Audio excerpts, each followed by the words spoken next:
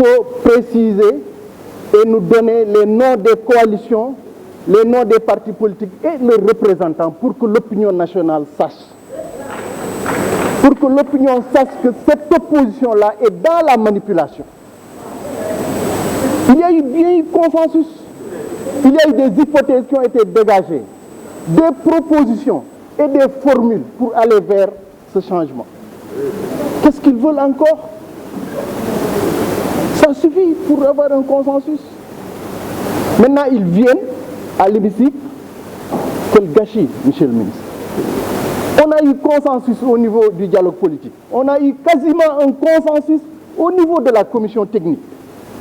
Ils viennent en plénière devant les caméras pour prétendre qu'il n'y a pas eu de consensus. Parce qu'ils veulent faire porter le chapeau à la majorité. Ça ne passera pas.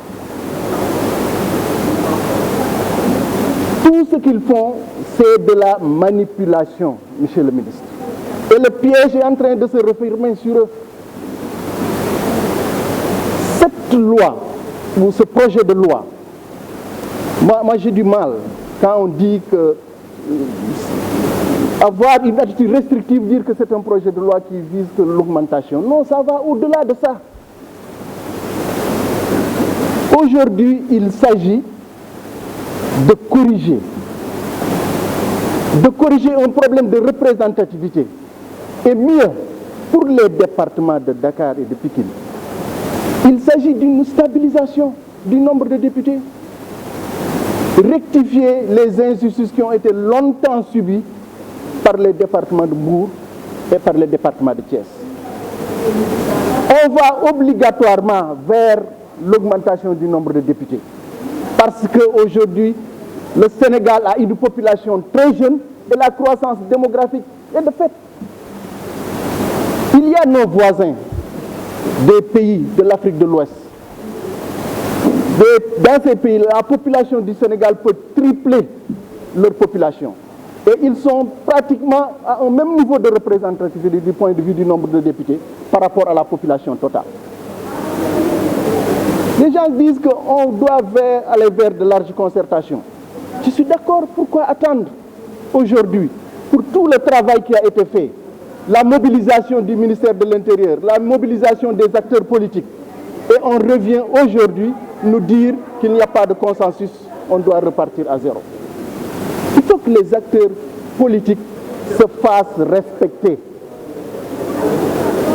Quelqu'un a parlé tout à l'heure, il a dit pourquoi on ne devait pas le faire depuis 6 mois pour respecter le protocole. On vient de sortir des élections locales.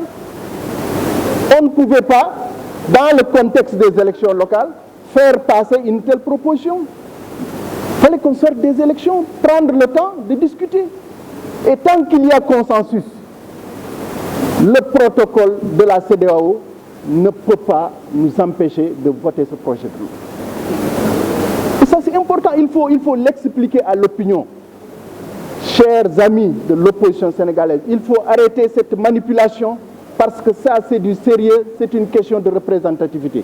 Je suis d'accord maintenant quand on dit qu'on doit aller vers des concertations. Mais ça c'était au moins un pas, un début pour ouvrir en perspective ces discussions et aller vers un consensus beaucoup plus large pour que notre Assemblée nationale soit beaucoup plus représentative. Parce que quand on parle de représentativité, ce n'est pas seulement au niveau démographique.